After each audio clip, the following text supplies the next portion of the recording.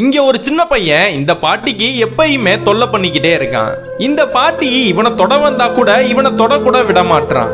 எதுக்கு இது மாதிரினா பண்றானா, இந்த பையனோட அம்மா வேலை தேடுறதுக்காக வெளியூருக்கு போயிடுறாங்க. இவங்க வர வரைக்கும் இந்த பையனை கிராமத்துல இருக்கிற அந்த பாட்டி கிட்ட விட்டுட்டு போறாங்க.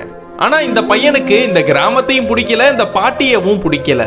அதனால இந்த பாட்டி கிட்ட வெறுப்பாவே இருக்கான். முடிஞ்ச அளவுக்கு இந்த பாட்டியும் நம்ம பேரனை சந்தோஷமா வச்சுக்கணும்னு விதவிதமா சமைச்சு போட்டாலும் அவங்க கையால ஆக்கி வைக்கிற சாப்பாடை அவங்களுக்கே வச்சிடறான். இவன் எடுத்துட்டு வந்த அந்த பாக்கெட் சாப்பாடை தான் தினமும் சாப்பிடுறான்.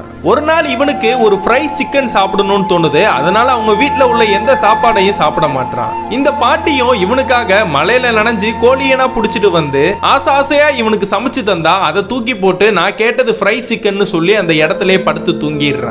அடுத்த நாள் இந்த பாட்டி நம்ம பேரை சாப்பிடாம இருக்கானேன்னு கையில இருக்கிற காசனா எடுத்துக்கிட்டு டவுனுக்கு போய் இவன் கேட்ட ஃப்ரை சிக்கனை வாங்கி தந்து அவனை சாப்பிட வைக்கிறாங்க.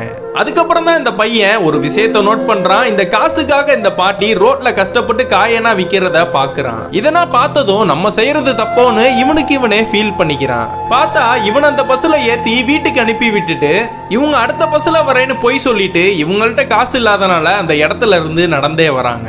இதுல இருந்து இந்த பாட்டியோட பாசத்தை புரிஞ்சு இந்த பாட்டிய நல்லா பாத்துக்க ஆரம்பிக்கிறான். உங்களுக்கு உங்க பாட்டியை ரொம்ப பிடிக்கும்னா கீழே கமெண்ட்ல சொல்லுங்க.